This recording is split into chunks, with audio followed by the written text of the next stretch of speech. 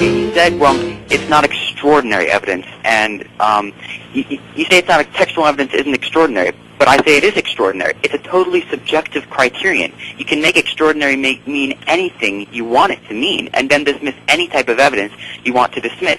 That's why modern philosophers, do not use ECRI, extraordinary claims require extraordinary evidence, because it's a totally subjective method of assessing evidence. I say that kind of textual evidence, which is multiply attested within over 5 books, that is Matthew, Mark, Luke, and John, 1 Corinthians, is extraordinary evidence. You say, well, we can't accept it because it's textual evidence, but that seems totally arbitrary. Why can't we accept it because it's textual evidence? There's no real reason. It's a non sequitur. There's no connection between your premise, its textual evidence, and conclusion. Therefore, it's not sufficient. Are you done? Yes, I am. If you find that is exceptional evidence sufficient to justify it, then that's your issue. If that's what you find sufficient to justify belief, there's nothing I could possibly say to respond to that. I find that insufficient, and I cannot begin to fathom how people could really find that sufficient. Could I respond? Now you say, well, I find it sufficient. You don't. So are you acknowledging that objectively atheism is not the most reasonable? It will depend on the person. No. You're acknowledging. First of all, you said it's subjective. Hang on. First of all, what does atheism have to do with this? This is a rejection of specific claims in the Bible we're talking about, which says nothing at all about atheism. Okay. By the way, Jews reject this, and so does everybody who's not a frickin' Christian. But you're saying that denial of Christianity is not objectively the most reasonable position. It's only subjective, dependent on what one's standards are, right? And each individual determines what their standards of evidence are. Could I ask you why you're on this show preaching that atheism or that denial of the resurrection is very reasonable, and that people who accept it are irrational? Because that's what I've heard from your side, and I just want you to acknowledge that denial of Christianity is not objectively the most rational position. I have no reason to comment on what is objectively. When I'm on the show and I talk about the issues that I talk about, I'm expressing what my views are, giving my reasons. When people call in, I ask them, please tell me what you believe and why. And we can then have a discussion, because you can, if your evidence is sufficient to justify your belief, then convince me as well. And if I find that your evidence is lacking, then I'm not going to be convinced. Now, whether or not you're getting on sketchy ground when you start talking about subjective evidence versus objective evidence, because there's a number of different ways that you can look at this. What I'm talking about is whether I am not only convinced that my standards of evidence are sufficient to weeding out what is true from what is false, that they are, for the most part, as good as I've been able to discover at doing this particular job.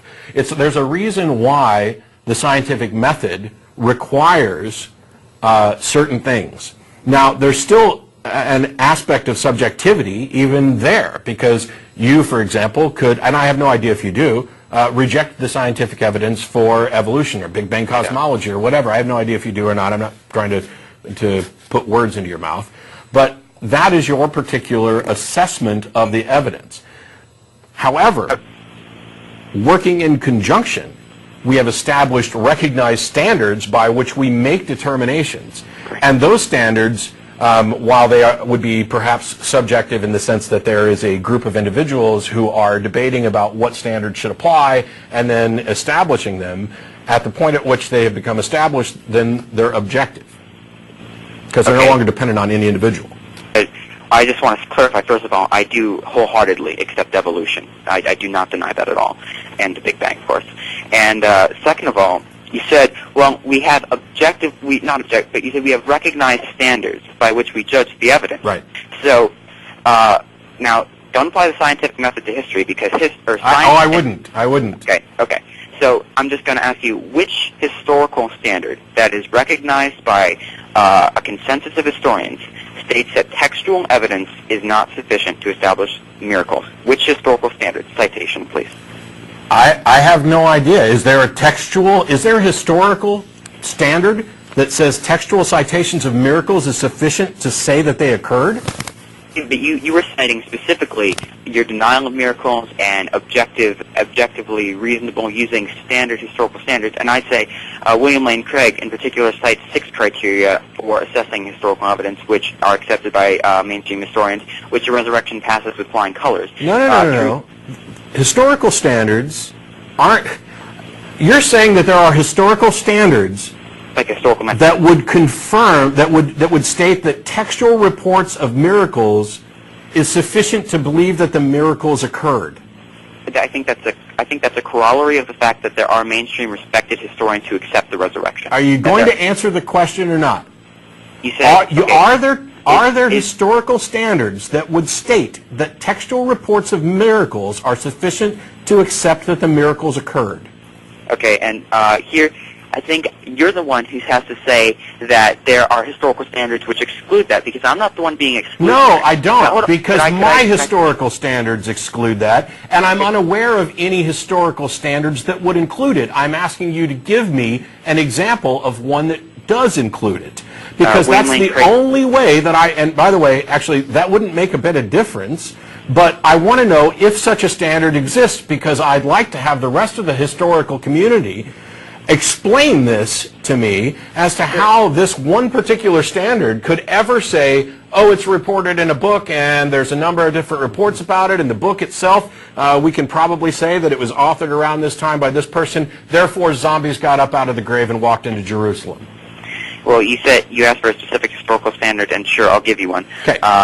William Lane Craig cites 2 historical standards which are accepted by the mainstream of historians, and you can see it's from a book called The Historical Method, which is not written by William Lane Craig, it's just him citing it, and it's 2 of the main standards are explanatory power and explanatory scope. And mainstream historians, credentialed, respected historians, like N.T. Wright, Craig Evans, etc., will use these criteria to establish a miracle. So because mainstream historians use these... No, sorry, they don't. They don't use the standards to establish a miracle. They use the standards to establish that they think that the text is reliable, and then they assert that the miracle occurred.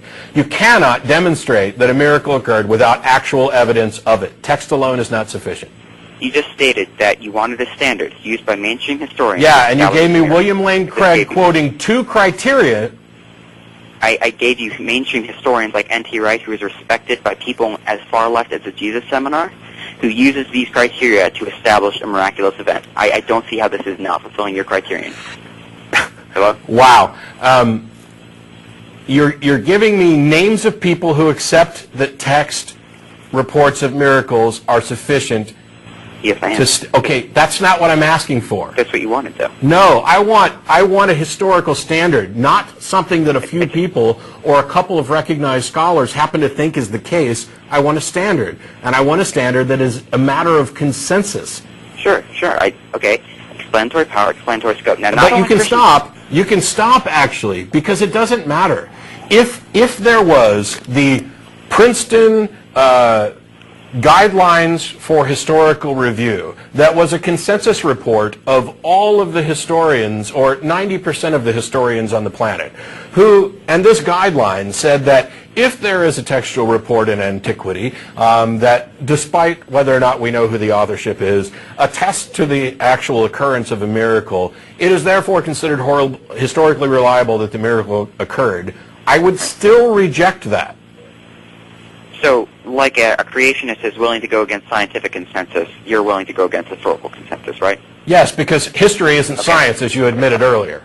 Well, actually, history is a soft science technically, but I'm not going to go major on that. It's just a technicality, really.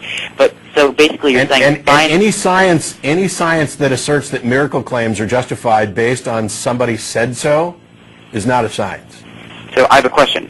You basically are implying that science is the only informer of truth. I get claims of miracles from... No. Okay. What I'm saying is that the scientific method, the exercise of logic, reason, and evidentiary standards is the single most consistently reliable method we have for discerning truth from fiction. Nothing else has ever been demonstrated to do better.